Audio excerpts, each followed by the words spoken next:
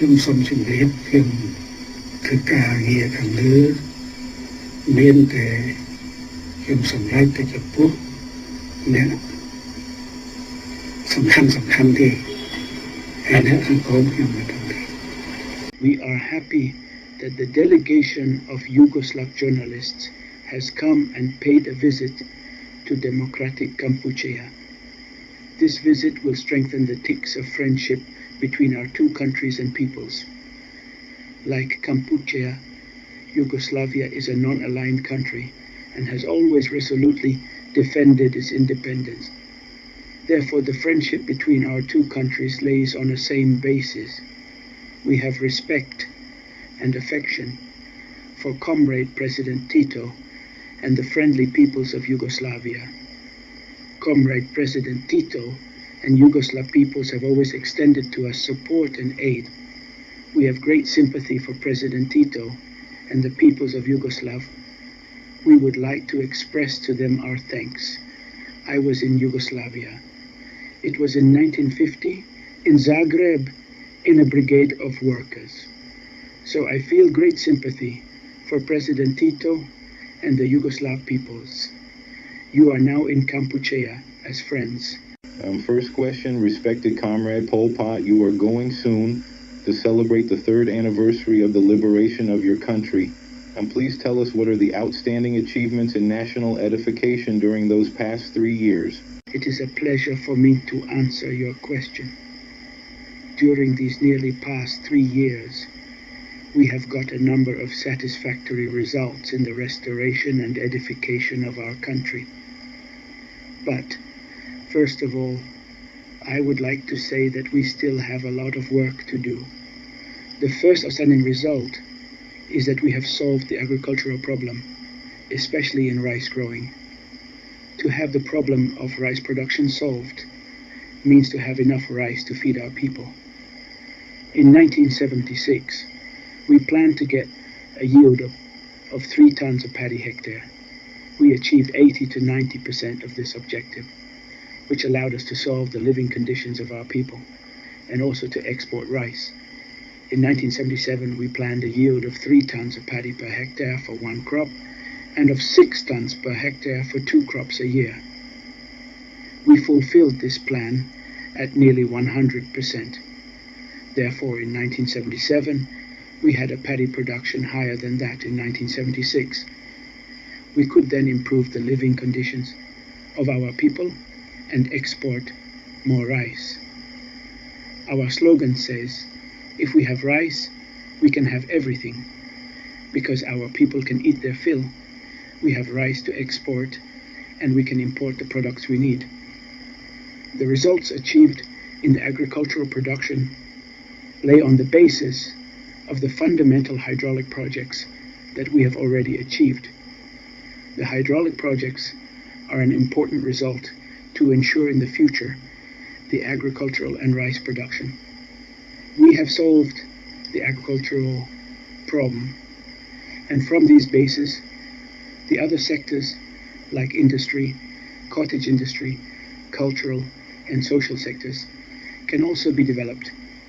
Another outstanding result is that we have eliminated malaria, which was a scourge for more than 80% of our compatriots. In the past, every year, the number of the people suffered of malaria were very high, and they faced many difficulties in their work. Now we have eliminated malaria at 90%. So, the living conditions of our people have been considerably improving in the domain of health.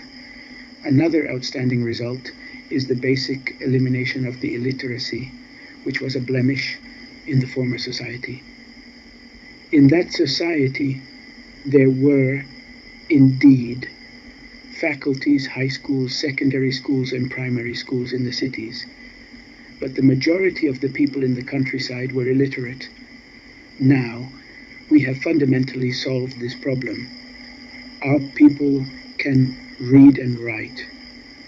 That is the basis which allows our people to progressively increase their cultural level.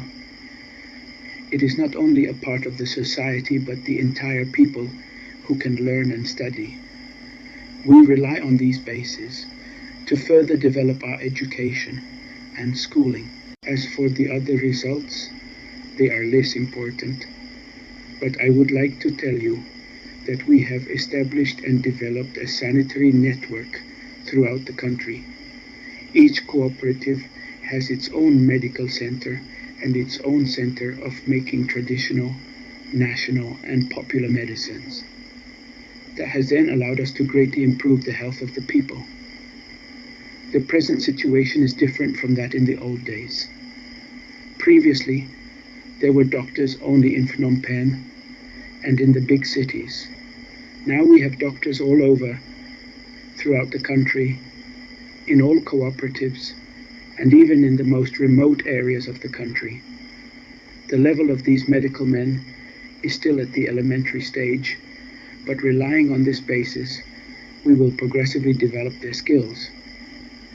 Concerning the cottage industry and workshops, there is no spectacular achievements, but everywhere we have established a network of workshops. Every cooperative has its own cottage industry and workshops. They are the basis to further develop our cottage industry and lead it progressively towards industrialization. There are a number of outstanding results. They have been achieved thanks to our people's endeavors under the leadership of our Communist Party of Cambodia. The people work with their own hands, see with their own eyes the results of their works, and they have enthusiastically enjoyed them. During our short stay in your beautiful country, we have had some evidences that your revolution radically cut off from the past. What model of society are you building up now? We have no model in building up our new society. The Special National Congress held at the end of April 1975 clearly specified the determinant role in the revolution, in the national liberation war, played by the worker and peasant people, who form the overwhelming majority of the people. It is this worker and peasant people who have endured the heaviest burden in the revolution. It is then the same worker and peasant people who must enjoy the most the gains of the revolution, at present and in the future. The preamble of our Constitution has also stipulated this point. Our aspiration is to edify a society where happiness, prosperity, and equality prevail for everybody. A society where there are neither exploiting class nor exploited class, neither exploiting people nor exploited people, and where everybody participates in production works and national defense. It is on these bases and goal that we are edifying our new society. So, the edification of the new society is undertaken in conformity with the aspirations of the entire people, especially those of the worker and peasant people, who are the overwhelming majority of the population. If the people consider that the edification of the society is being on the correct way, then they would carry on this way. On the contrary, if they are not satisfied with, they would then decide differently. That would depend on them to decide. According to our experiences, we totally rely on our people in the revolution as well, in the national liberation war. If the people undertake to do something by themselves, everything can be achieved. But if not, we could achieve nothing at their place. That is to say, that we have no pre-established model of a new society.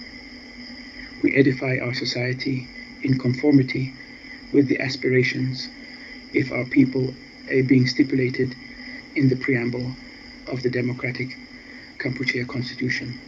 Third question. As we have seen at this stage of your revolution, you have mobilized all your national forces to develop agriculture. Would you have any intention to develop also industry? And how would you establish the technical basis, that is to say, how are you going to train the necessary cadres for this orientation? Because for the moment, at our knowledge, you have neither university nor technical school. We have our objectives and plannings to quickly develop our industry. By relying on agriculture, we endeavor to develop industry. In order to have an independent economy, we must develop agriculture, industry, cottage industry, and other sectors. It is thus in orientation to which we are paying great attention. But to edify industry, where could we find the capital? We rely on agriculture. For example, we have established trade relations with Yugoslavia. We export agricultural products, and we import industrial products at one and the same time for the needs of agriculture and industry. In the parallel direction with that, we have a policy to quickly train many national technicians. If we speak about universities, faculties, and colleges, like in the old days, there would seem to you of non-existence. But we have trained our technical cadres from the basis. In the cooperatives, there are many specialized workshops where studies are closely linked to the production works. It is likewise in the factories in Phnom Penh, as well as in the provinces. Before liberation, there were a number of graduates educated in Phnom Penh, in provinces, or at abroad. But as concrete results in the movement of cottage industry and industry, they had served with less efficiency than the national technicians coming from the bases can do at present. According to this experience, we have trained our technicians from the bases, and we have progressively developed their technical skills.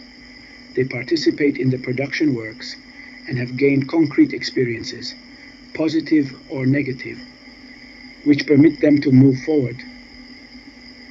Before liberation, some of you had been for several times in Kampuchea. At that time, there were very few national technicians. There were many more foreign technicians. Now, we are attaching great importance to the training of national technicians. As concrete results of our training system, let's take an example in the field of hydraulic projects. On the Prek Tinot River, while nothing has been achieved for many years, in 1976 to 1977 we have built 5 dams. Therefore, with concrete practice we can draw concrete experiences. And we assess that if we had to wait for a long time, we could not serve in due time the movement of agricultural production, solve and improve the standard of living of our people. Let us take more examples. Now, we produce husking machines and threshing machines, hydraulic pumps completely by ourselves. We produce them also with imported engines. These machines are manufactured by our technicians. Previously, they could not be produced in the country. All of them must be imported from abroad. In brief, we pay great attention to this problem of industrial development and to the training of our national technicians. We shall develop the level of their knowledge by our own means. We think that we can do so at a certain degree. In combining closely the studies with the concrete practice, they have progressively gained more experiences. Then they will go to friendly countries for training so that they could improve their scientific and technical knowledges. These are the principles on which we rely, but we will send our trainees only to friendly countries. Fourth question. We have seen that your cities have no population. Could you explain us what is the objective of this operation? Why have you abolished the role of the money, the salary system, the trade network?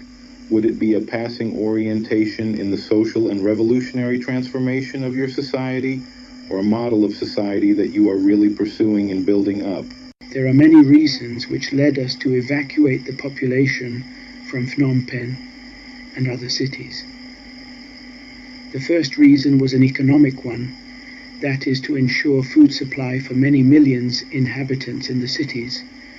After having taken the problem into much consideration, we came to the conclusion that we could not solve this problem as long as such numerous population remained in the cities, but if we evacuated this population to the countryside in the cooperatives, the latter could feed them, for they have rice fields, instruments of production, and everything they needed. We had cooperatives which could receive this population from the cities by letting them participate in rice growing thanks to their oxen, buffaloes, and instruments of production. In the countryside, the conditions were favorable for us, while in the cities they were not favorable.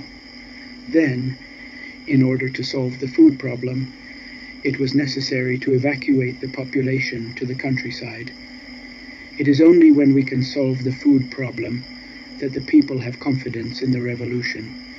If in the cities the population die by starvation, they would not have any confidence in the revolution. Such was the economic reason. But relating to this economic problem, there was the problem of defense and security of the country.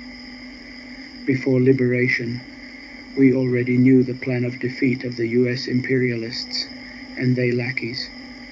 According to this plan, after our victory and when we entered into Phnom Penh, they would create difficulties to us in Phnom Penh in the political, military, economic, and other fields in order to destroy our revolution. Therefore, taking this situation into consideration, we evacuated the city's population to the countryside in the cooperatives in order to solve the food problem and at the same time to crush beforehand the US imperialists' plan so that they could not attack us when we entered into Phnom Penh.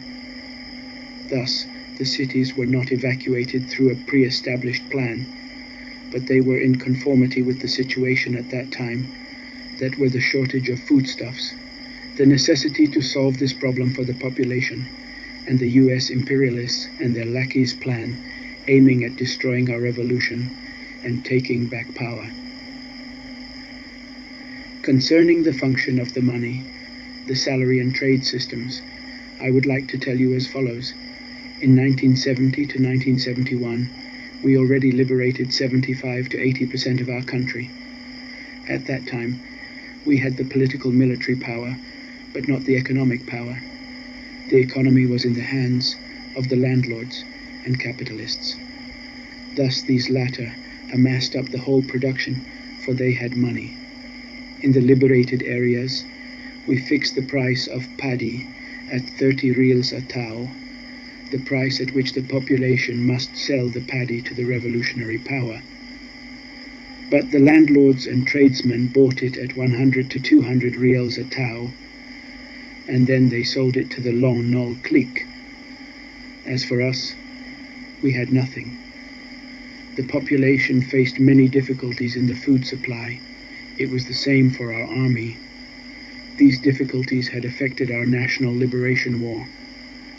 After having well examined this situation, we decided to establish cooperatives so that they could take in hands the economy, the agricultural production in the countryside, the management, distribution, supply system, and the exchange between cooperatives on one hand, and on the other hand, between cooperatives and the state.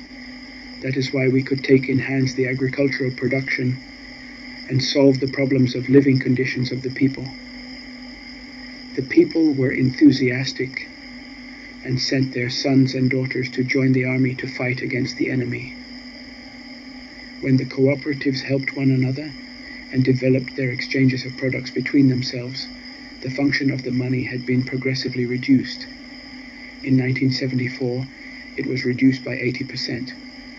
Before liberation, the state used money. It used it to buy various products in the areas not yet liberated for the needs of the liberated areas under its control. After these experiences, we asked for the people's opinion who judged that money. Had no utility, for the cooperatives already succeeded in handling the exchange of products between themselves.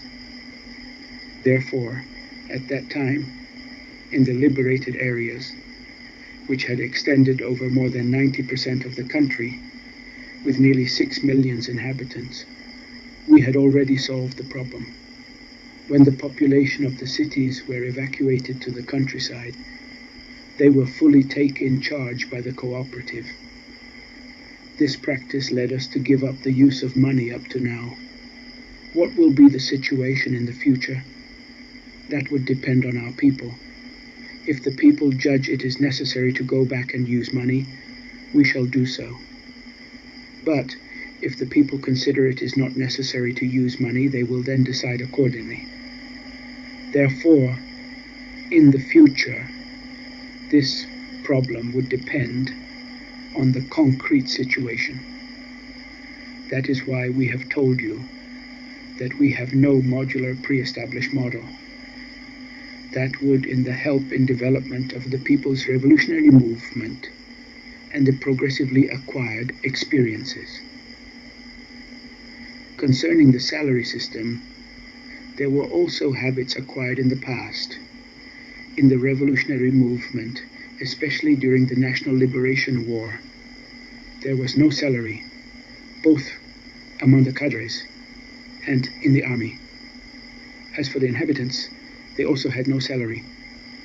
Before liberation, in the liberated areas, cadres, army, population, that is nearly 6 million inhabitants, had already used to live without salary.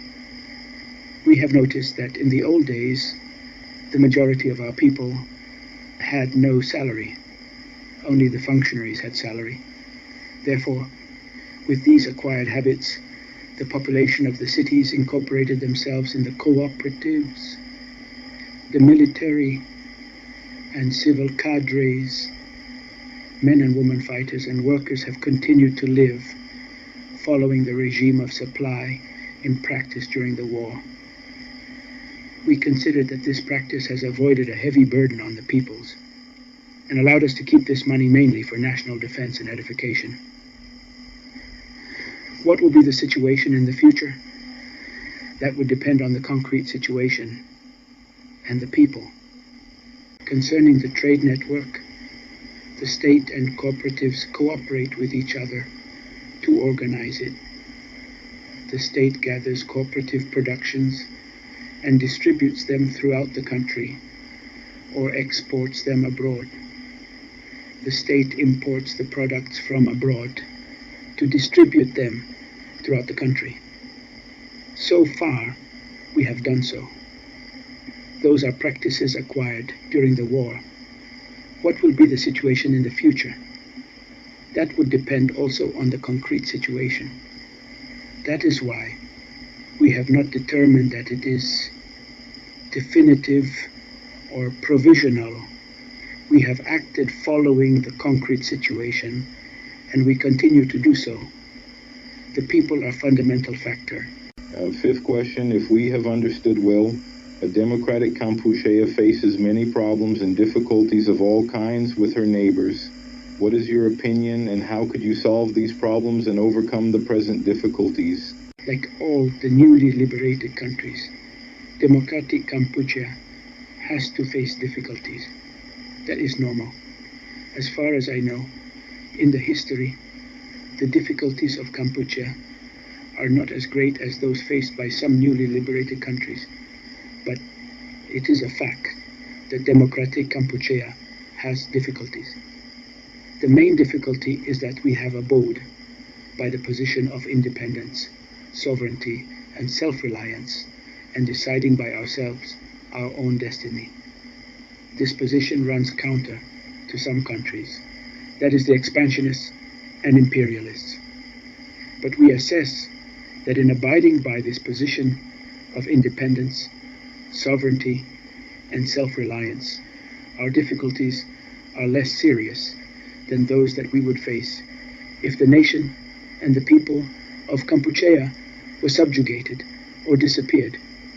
Therefore, we prefer to stand by our position of independence, sovereignty, territorial integrity, of non-alignment, of deciding by ourselves our own destiny in overcoming all obstacles. How to solve these difficulties? This problem would depend on the factors of our side and those of the opposing side. We have successively sought to solve this problem through meetings and negotiations. Immediately after liberation, in June 1975, myself and other comrades leaders, we had been to Hanoi. We decided to go and showed our goodwill in seeking to solve the problems existing since a long time. There were many problems, but there was one problem, the problem of border, to be discussed. We said that Kampuchea wants only to live in peace, and in order to preserve, develop, and strengthen the friendship between our two countries and people, she considers as state borders between the two countries, the present borders that Vietnam has solemnly recognized in the 1966 to 1967 and committed itself to respect them. We have not claimed our former territories. We have not also claimed our former islands. We have not claimed even an inch of territory. The Vietnamese did not deign to reply, for they have fostered greater ambitions, that is to take possession of the whole Kampuchea under the form of Indochina Federation, by sending every year many hundreds of thousands or millions of Vietnamese to come and install themselves in Kampuchea, would become national minority. That is very clear. In May 1976, we invited the Vietnamese to come and negotiate the Phnom Penh. At first, they did not want to come. When they arrived, they said that they were coming because we had insisted on inviting them to come. During the negotiations, Vietnam has rejected the borders that it has recognized in 1966 and 1967, and that it has committed itself to respect. Vietnam told us that in 1966 agreed with Kampuchea, for at that time it needed to fight against the US imperialists. Therefore it was a dupery. Furthermore, Vietnam has proposed a new borderline cutting off a great part of our territorial waters. For us, that is expansionism and annexationism. That is no friendship, because we are small. Vietnam has exerted pressure on us, but we have not accepted it, and the negotiations had not then led to any result. In the parallel direction with these negotiations, the Vietnamese continued to attack us along with border aiming at forcing us to comply with. But we have always refused, after having waged a hard struggle against the imperialists and their lackeys. We cannot accept to be slaves of Vietnam. Neither our people nor our army can accept it. Now, how to solve this problem? We will solve it in according to the concrete situation. If Vietnam really respects our independence and sovereignty, if Vietnam fosters a genuine friendship with us, there would be no difficulties in solving the problem. This problem could be solved at once. But if Vietnam stubbornly wants to take possession of Kampuchea, we must defend our independent sovereignty and territorial integrity. But we consider that our difficulties will evolve and could be solved progressively.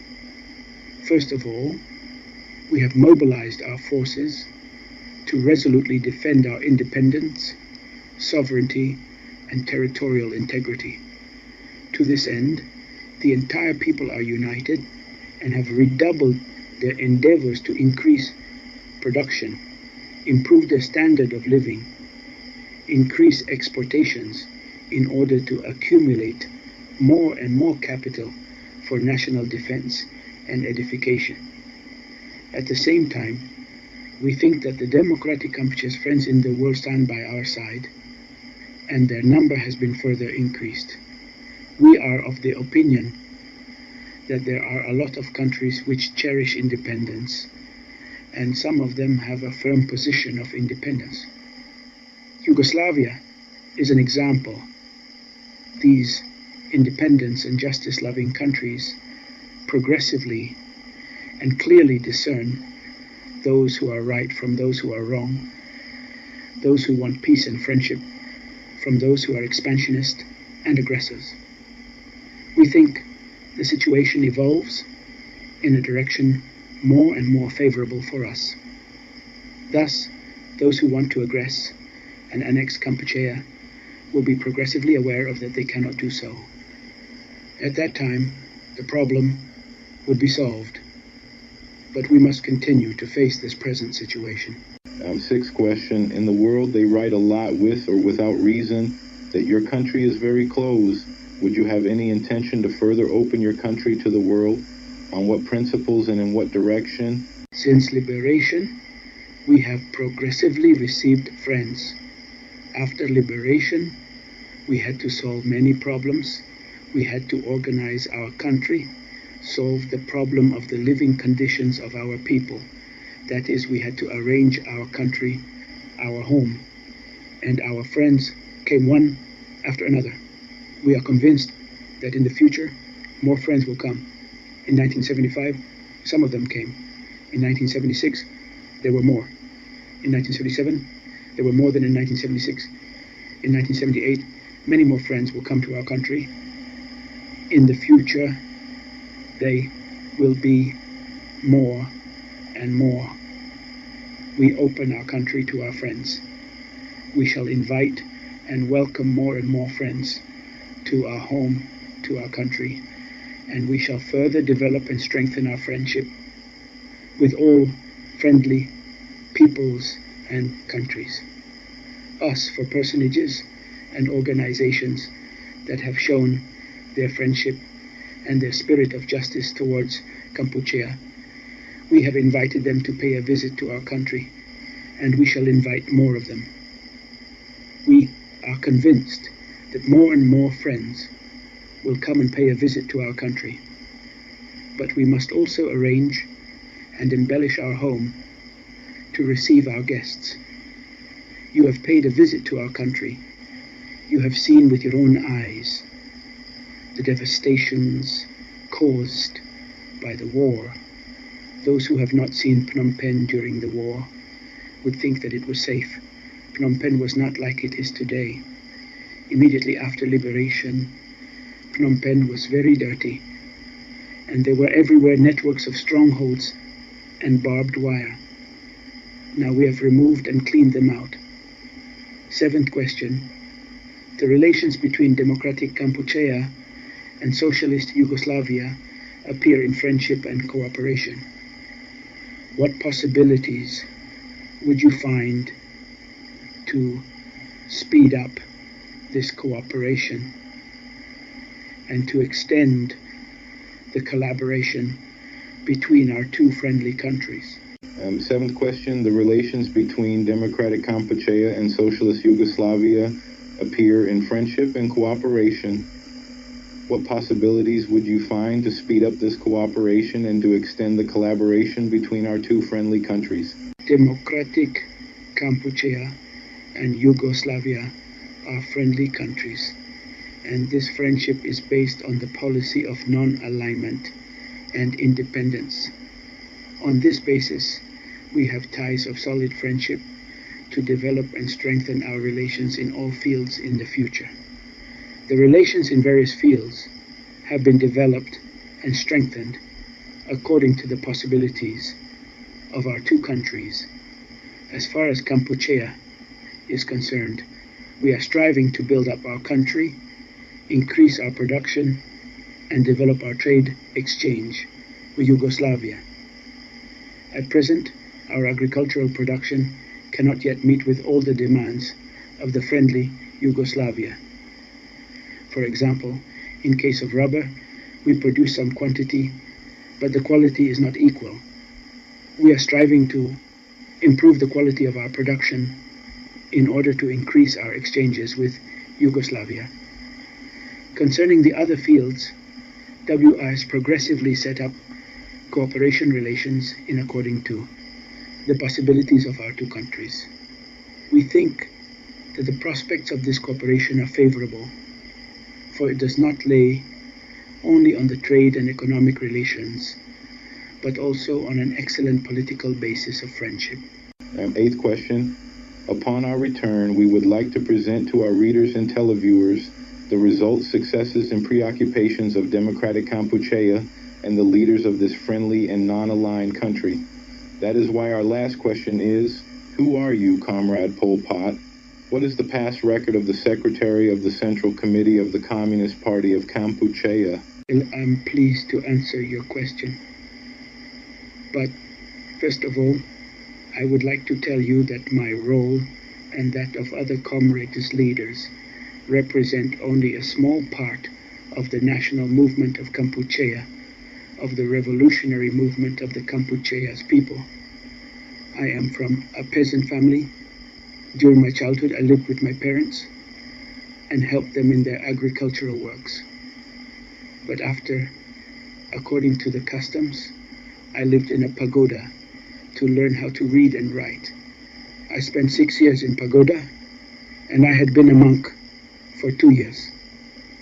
You are the first people to know my biography.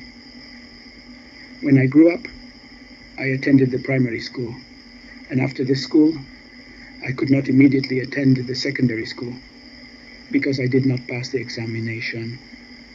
I went back to the agricultural work to my parents. Only after that, I passed the examination for entering the secondary school. I finished my secondary education and I attended the technical secondary school. The studies lasted more than 1 year. There were general technical studies, especially in electricity.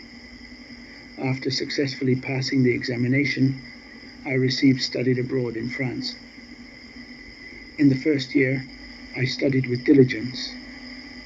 I was passably good student. Then I militated in the movement of the progressist students, and I had not enough time to study. 2 years after, as I neglected race studies, the authorities cut off my scholarship. I had then to come back home. I joined the underground movement of struggle in Phnom Penh. After that, I joined the Maquis to participate in the struggle against French colonialists. After the Geneva Agreements in 1954, I came back to Phnom Penh and carried on my underground activities. And in the current life, I was professor of history, geography, and civics in a private school. I have contacted with various circles. I militated in the pupils, students, and intellectual circles, in the workers' circles, and also in the peasant circles. In 1963, I could not stay anymore in Phnom Penh. I had to join the Maquis. I was not very well known to the public, but the Lon Nol's police followed my activities. They knew me, but they did not know exactly who I was. In Phnom Penh, I was the general responsible of the movement in the capital. I was also in charge of the liaisons with the countryside.